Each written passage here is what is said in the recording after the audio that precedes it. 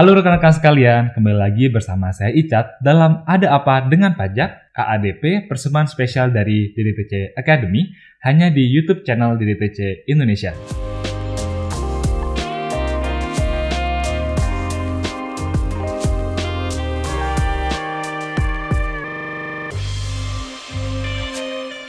Nah, tahukah kalian bahwa dalam peraturan pemerintah nomor 55 tahun 2022 turut mengatur nih terkait pemajakan atas natura dan kenikmatan serta pembebanannya sebagai biaya oleh pemberi penghasilan. Nah, sebelum kita melangkah jauh terkait pembahasan dalam PP 55 tersebut, alangkah baiknya nih untuk kita pelajari bersama kembali terkait pemajakan atas natura dan kenikmatan dalam perspektif pajak. Nah, sebenarnya apa sih itu natura dan kenikmatan? Nah, sebelumnya kita perlu ketahui nih ada dua istilah, namanya adalah benefit in cash dan juga benefit in kind. Nah, pada umumnya nih perusahaan itu atas suatu pekerjaan yang dilakukan oleh pegawai dan karyawan itu akan memberikan suatu imbalan dalam bentuk gaji dan tunjangan yang bentuknya cash atau tunai gitu ya. Nah, kalau misalkan cash tunai itu namanya benefit in cash. Nah, selain tunai dalam bentuk uang tadi, perusahaan atau pemberi kerja ini juga acap kali memberikannya dalam bentuk lain, misalkan barang atau fasilitas. Nah, atas barang atau fasilitas ini namanya adalah natura dan atau kenikmatan, yaitu benefit in kind. Nah, memang nih kalau di dalam pajak kita bisa menyebutnya adalah natura atau kenikmatan begitu ya. Nah, ini juga diatur nih di dalam pasal 4 ayat 1 huruf A Undang-Undang Pajak Penghasilan sebagaimana telah diubah dalam Undang-Undang Harmonisasi Peraturan Perpajakan, bahwa imbalan dalam bentuk natura itu adalah bentuk barang selain uang gitu. Sedangkan untuk imbalan dalam bentuk kenikmatan itu adalah imbalan dalam bentuk hak atau pemanfaatan suatu fasilitas dan atau pelayanan ya. Jadi kalau misalkan natura itu bentuknya barang selain uang, sedangkan untuk kenikmatan itu adalah hak atas pemanfaatan atau juga penggunaan fasilitas begitu ya. Nah, sebenarnya nih pemajakan atas natura dan kenikmatan ini bukan merupakan suatu hal yang baru di pajak begitu ya. Sebelumnya ini memang natura dan kenikmatan yang diterima oleh penerima penghasilan dari pemberi kerja tertentu itu dikenakan pajak begitu ya. Nah, sebelum diubah dalam Undang-Undang Harmonisasi Peraturan Perpajakan, yaitu Undang-Undang Pajak Penghasilan pada saat baru jadi terakhir kali di Undang Cipta Kerja itu di pasal 4 ayat 3 huruf D, memang nih bahwa natura dan kenikmatan ini bukan merupakan suatu objek pajak kecuali pemberi penghasilan tersebut adalah pertama, bukan wajib pajak. Yang kedua, wajib pajak yang dikenakan pajak secara final. Dan yang ketiga, wajib pajak yang pemberi kerjanya ini menggunakan norma penghitungan khusus atau dim profit gitu ya. Nah, jadi memang untuk beberapa natura dan kenikmatan yang diberikan oleh pemberi penghasilan tertentu itu dikenakan pajak atas natura dan kenikmatannya. Nah, siapa saja sih misalkan yang dimaksud dengan bukan wajib pajak? Nah, ini kita bisa melihat di pasal 3 Undang-Undang PPH bahwa yang tidak termasuk subjek pajak itu misalkan adalah kantor perwakilan negara asing, pejabat atau perwakilan diplomatik, atau organisasi internasional nih. Nah, sebagai contoh nih misalkan di penjelasan pasal 4 ayat 3 huruf D gitu ya. Misalnya seorang penduduk Indonesia sebagai pegawai begitu ya pada suatu perwakilan diplomatik asing di Jakarta gitu. Nah, ketika pegawai tersebut memperoleh natura dan kenikmatan dari perwakilan diplomatik asing tersebut, nah natura dan kenikmatan ini dikenakan pajak begitu ya, karena tadi perwakilan diplomatik asing ini bukan merupakan subjek pajak di Indonesia begitu. Nah, selain itu, dalam pengenaan pajak atas natura dan kenikmatan ini, kita perlu pahami kembali yaitu sistem simetri dalam sistem pajak nih, yaitu kalau misalkan atas suatu penghasilan itu dikenakan pajak di penerima penghasilan tersebut, maka dari pihak pemberi kerjanya harus dapat dibiayakan gitu ya, atau istilahnya itu taxable deductible gitu. Nah, sebenarnya kalau dari pemberi kerja gitu ya, sebelum Undang-Undang Harmonisasi Peraturan Perpajakan itu ya, biaya yang dikeluarkan dalam bentuk natura dan kenikmatan ini itu tidak dapat menjadi biaya pengurang gitu ya, sehingga karena tadi dari sisi penerima penghasilan natura kenikmatan tersebut bukan merupakan objek pajak penghasilan, maka dari sisi pemberi kerjanya tidak dapat dibiayakan gitu, sehingga kena pajaknya di sisi pemberi kerja begitu. Nah, ini diatur dalam pasal 9 ayat 1 huruf E Undang-Undang Pajak Penghasilan sebagaimana terakhir diubah dalam Undang-Undang Cipta Kerja, karena tadi sebelum diubah dalam Undang-Undang Harmonisasi Peraturan perpajakan. Nah, meskipun demikian nih, di pasal 9 tersebut ada pengecualian. Pengecualian adalah ketika natural dan kenikmatannya ini diberikan dalam bentuk penyediaan makanan dan minuman bagi seluruh pegawai, atau juga natural atau kenikmatan di daerah tertentu, atau juga yang berkaitan dengan pekerjaan tertentu. Nah, itu dapat dibiayakan gitu. Memang dari sisi penerima penghasilannya, natura makanan atau daerah tertentu tadi itu memang tidak dikenai pajak begitu ya. Nah, tapi dari sisi pemberi penghasilan, biaya natural tersebut bukan merupakan biaya yang tidak dapat dibiayakan sehingga dapat dibiayakan. Nah, ini lebih lanjutnya itu memang diatur dalam Peraturan Menteri Keuangan Nomor 167 Tahun 2018 mengenai penyediaan makanan dan minuman bagi seluruh pegawai serta penggantian atau imbalan dalam bentuk natural dan kenikmatan di daerah tertentu, dan yang berkaitan dengan pelaksanaan pekerjaan yang dapat dikurangkan dari penghasilan bruto bagi pemberi kerja. Nah, selanjutnya di Indonesia nih, mulai tahun pajak 2022 berlaku Fringe Benefit Tax. Fringe Benefit itu adalah natural dan kenikmatan gitu ya. Jadi memang Fringe Benefit Tax ini intinya merupakan pajak yang dikenakan atas Fringe Benefit atau tadi tunjangan di luar upah atau gaji normal sebagai bentuk kompensasi non tunai, misalkan natural dan kenikmatan begitu ya. Nah, ini kita di Indonesia mulai memberlakukan Fringe Benefit Tax sebagaimana diatur dalam pasal 4 ayat 1 huruf A Undang-Undang Pajak Penghasilan yang diubah dalam Undang-Undang Harmonisasi Peraturan Pajakan, yang mana natural dan kenikmatan ini masuk sebagai objek pajak penghasilan begitu ya. Nah, selanjutnya, kenapa sih di Indonesia itu mulai tahun pajak 2022 memberlakukan Fringe Benefit Tax? Nah, ini terdapat analisis nih. Yang pertama, ini tuh sebagai upaya untuk mengimbangi ketimpangan tarif pajak penghasilan antara orang pribadi dan juga badan gitu ya. Nah, sebagaimana kita ketahui di Undang-Undang Harmonisasi Peraturan Perpajak ini menambah satu lapisan baru untuk tarif pajak penghasilan bagi orang pribadi yang semula hanya 5%, 15% dan 5% dan 30%, ditambah satu lagi nih yaitu tarif pajak 35% gitu ya. Ini tujuannya untuk memajaki subjek orang pribadi dengan penghasilan tinggi begitu ya, atau orang kaya begitu. Nah, di sisi lain, tarif umum PPh badan itu saat ini berlaku itu tetap yaitu 22%. Nah, ini ada gap ya, yaitu antara 22% dan 36%. Tadi orang pribadi 30%, badan 22%. Nah, ini tuh gap yang semakin besar ini tuh dapat menjadi suatu tax planning. Nah, dengan penerapan Fringe Benefit Tax ini dapat mengurangi tax planning yang muncul dari perbedaan gap tarif tersebut gitu ya. Karena kenapa? Pemberi penghasilan itu dapat cenderung nih memberikan kemampuan ekonomisnya bagi karyawan dengan tingkat manajerial tinggi gitu ya, atau direktur gitu ya, itu dalam bentuk natura gitu. Nah, dengan demikian nih tax planning itu dapat diminimalkan begitu ya. Nah, selanjutnya yang kedua adalah penerapan Fringe Benefit Tax ini sebagai upaya optimalisasi penerimaan PPh orang pribadi sekaligus menerima ketimpangan. Tadi sebagaimana umumnya gitu ya, kelompok karyawan yang berpenghasilan tinggi itu atau pemilik modal gitu ya, itu mendapatkan fasilitas atau natura dengan nilai yang lebih besar gitu ya jika dibandingkan dengan karyawan yang lainnya. Nah, sementara itu atas kemampuan atau tambahan kemampuan ekonomis dalam bentuk natura dan ekonomis ini sebelumnya ya, sebelum diubah dalam Undang-Undang HPP itu bukan merupakan objek pajak penghasilan.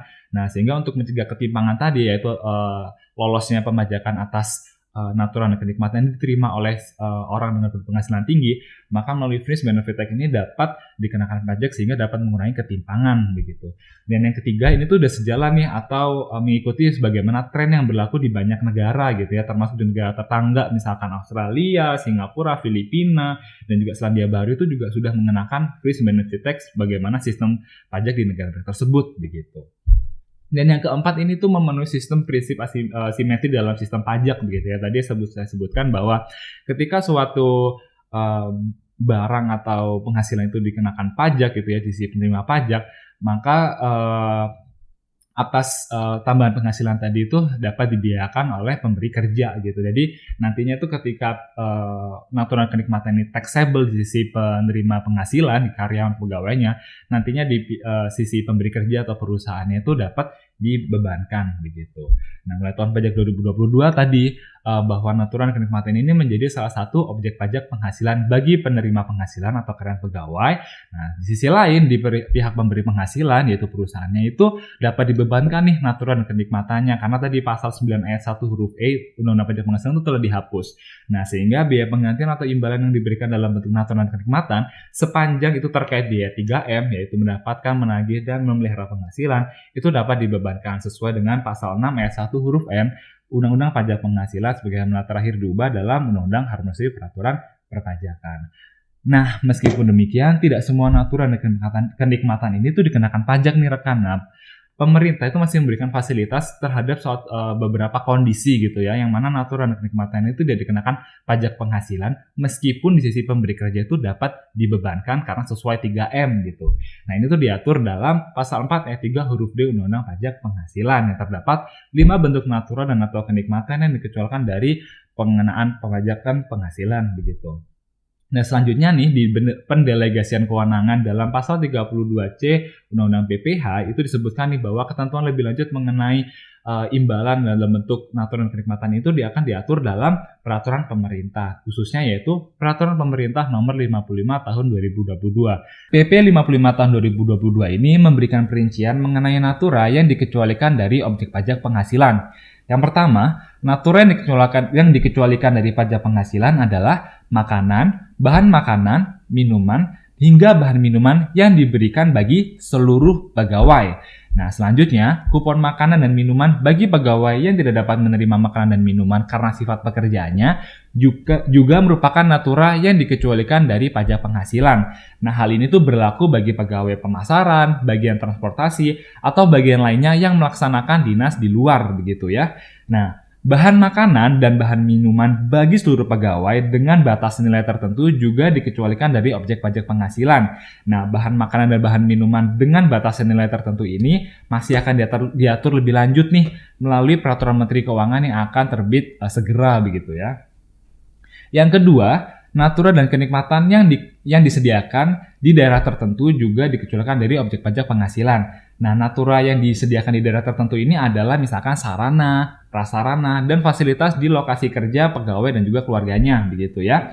Nah, yang selanjutnya fasilitas dimaksud itu meliputi tempat tinggal, pelayanan kesehatan, pendidikan, peribadatan, pengangkutan, dan juga olahraga. Nah, perlu dicatat nih, olahraganya ini selain golf, balap perahu motor, pacuan kuda, terbang layang, dan juga olahraga otomotif. Nah, sementara itu, daerah tertentu yang dimaksud itu adalah lokasi usaha pemberi kerja yang telah mendapatkan penetapan daerah tertentu dari Ditjen Pajak. Jadi memang untuk daerah tertentu ini harus ditetapkan terlebih dahulu nih oleh Direktur Jenderal Pajak bahwa daerah di mana wajib pajak atau pemberi kerja tersebut berlokasi itu memang daerah tertentu yang mana atas natura dan kenikmatannya itu dapat dibebaskan dari pengenaan pajak penghasilan. Nah, suatu daerah bisa menjadi daerah tertentu itu bila daerah tersebut memiliki potensi ekonomis, tetapi keadaan prasarana ekonomi pada umumnya itu kurang memadai oleh transportasi umum gitu ya. Dan yang ketiga, natura dan kenikmatan yang disediakan oleh pemberi kerja untuk pelaksanaan kerja juga dikecualikan dari objek pajak penghasilan, yaitu dimaksud adalah natura sehubungan dengan persyaratan keamanan, kesehatan, dan juga keselamatan bagi pegawai dan juga diwajibkan oleh kementerian atau lembaga yang berwenang.